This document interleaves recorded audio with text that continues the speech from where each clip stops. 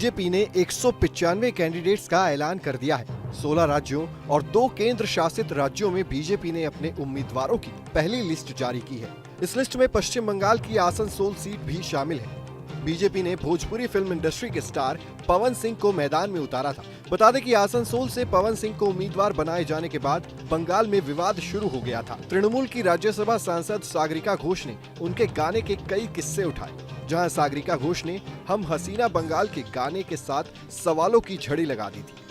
इन सब के बीच पवन सिंह ने एक्स पर पोस्ट कर सनसनी मचा दी। पवन ने आसनसोल लोकसभा सीट से चुनाव लड़ने से साफ इनकार कर दिया। उन्होंने एक्स पर पोस्ट कर इसकी जानकारी दी। पवन ने लिखा, भारतीय जनता पार्टी के शीर्ष नेतृत्व का दिल से आभार प्रकट करता हूँ। पार्टी ने मुझ पर विश्वास करके आसनसोल का उम्मीदवार घोषित किया, लेकिन किसी कारणवश मैं आसनसोल से चुनाव नहीं लड़ पाऊंगा। हालांकि अभी तक बीजेपी की ओर से इस पर कोई टिप्पणी नहीं की गई है। बंगाल बीजेपी प्रवक्ता शमिक भट्टाचार्य ने कहा है कि मुझे इस बारे में अभी कुछ नहीं पता, इसीलिए मैं कोई टिप्पणी नहीं करूंगा। उधर पवन सिंह के चुनाव नहीं लड़ने की घोषणा के बाद ममता बनर्जी के भतीजे अभिषेक बनर्जी ने पवन सिंह पर निशाना साधा है। अभिषेक बनर्जी ने सोशल मीडिया पर ट्वीट किया। उन्होंने ट्वीट करके लिखा, पश्चिम बंगाल के लोगों की उद्यमी शक्ति। उन्होंने जंगर्जन हैशटैग का भी इस्तेमाल किया। वहीं डेरेक ओब्रायन ने भी ट्वीट किया, खेल शुरू होने से पहले खेला जाएगा।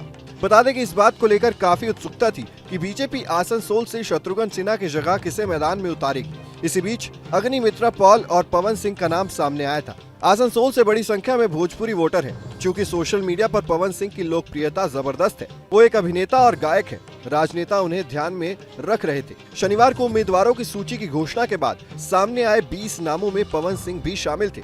हालांकि उनके नाम के ऐलान के बाद एक के बाद एक कई विवाद खड़े हो गए। आपको बता दें कि बीजेपी के उम्मीदवारों की लिस्ट जारी होने से पहले ही पवन सिंह के लोकसभा चुनाव लड़ने की अटकलें चल रही थी।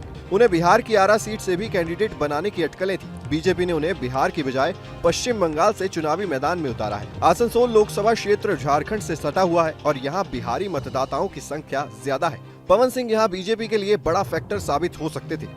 अब जब उन्होंने उम्मीदवार बनने से इनकार कर दिया है, तो भाजपा को नए उम्मीदवार की तलाश करनी पड़ सकती है। 2019 के लोकसभा चुनाव में आसनसोल लोकसभा सीट से बीजेपी के बाबुल सुप्रियो जीतकर सांसद बने थे। बाद में उन्होंने इस्तीफा देकर टीएमसी में शामिल होने का फैसला किया। इसके बाद 2022 में उपचुनाव हुआ।